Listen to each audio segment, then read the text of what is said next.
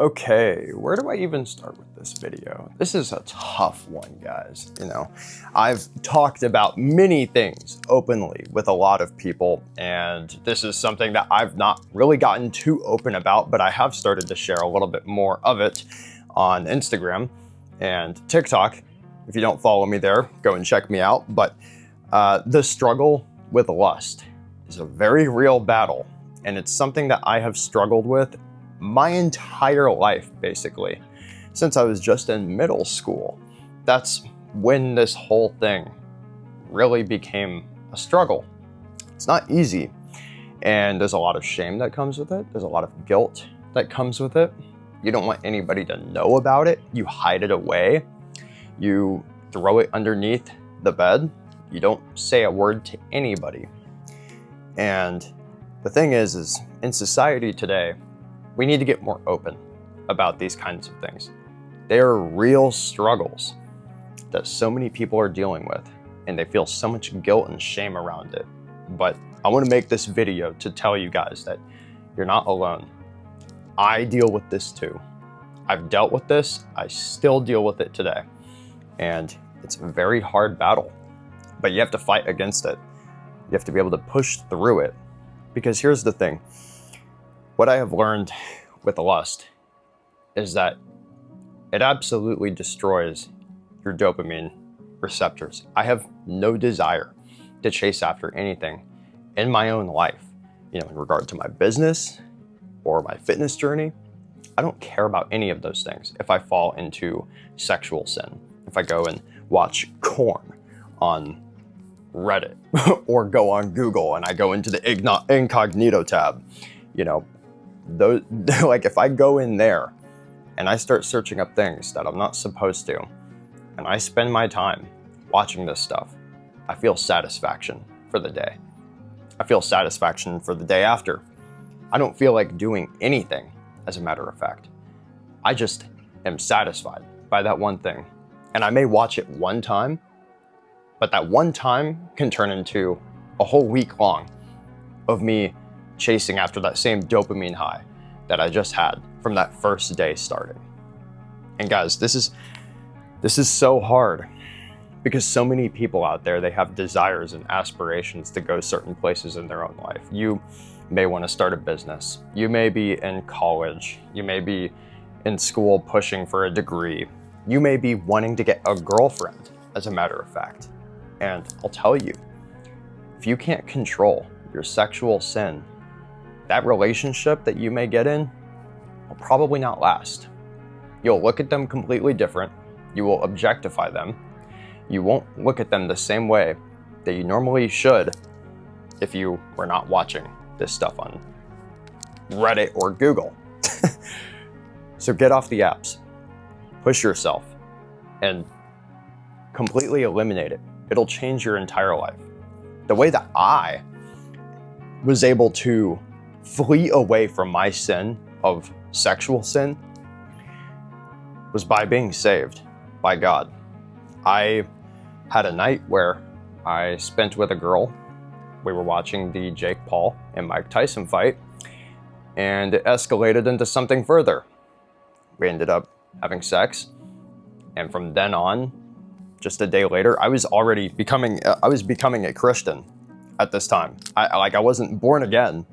I wasn't exactly, holding a strong relationship with Christ, but from the time of after sleeping with this girl, it changed my desires completely.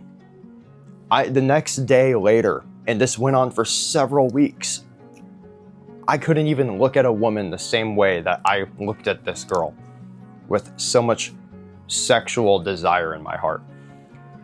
And from then on, I became saved by Christ. My desires have changed. And that doesn't mean that I still don't struggle with this, because I clearly do. I've already said that. But I push myself to flee away from my sexual sin. If I'm having a moment where I feel like I'm about to go lay in my bed over there, and I'm going to pull up some things on my phone that I shouldn't be looking at, I go to the gym. I get out, I go do a workout. I go get a good lift in. I go outside, I go for a walk. I go do something that's going to be productive with my time.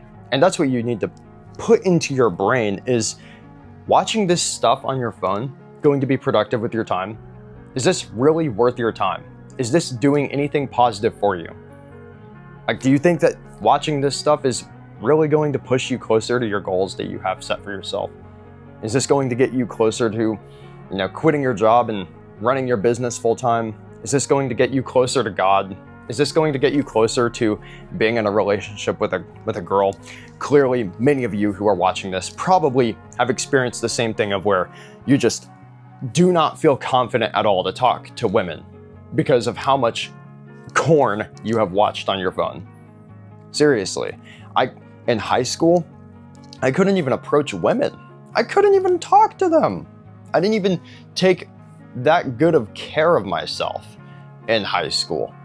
I didn't really even think about how I looked or how I dressed or, if I smelled good. I didn't care about any of that stuff. I was watching corn every single day, every single night after school. Sometimes I would wake up in the morning and I would beat my meat and then get home from school, beat my meat again, and then I would go and lay in bed after playing video games for several hours, then beat my meat again. Like, it was ridiculous. I was so caught up in watching these videos and looking at these pictures on my phone of women that don't even know me, don't even care about me. I didn't even have the desire to go and walk up to women. I didn't have the urge to try and create these relationships. Even if I had the idea of wanting that, I wouldn't even go and pursue.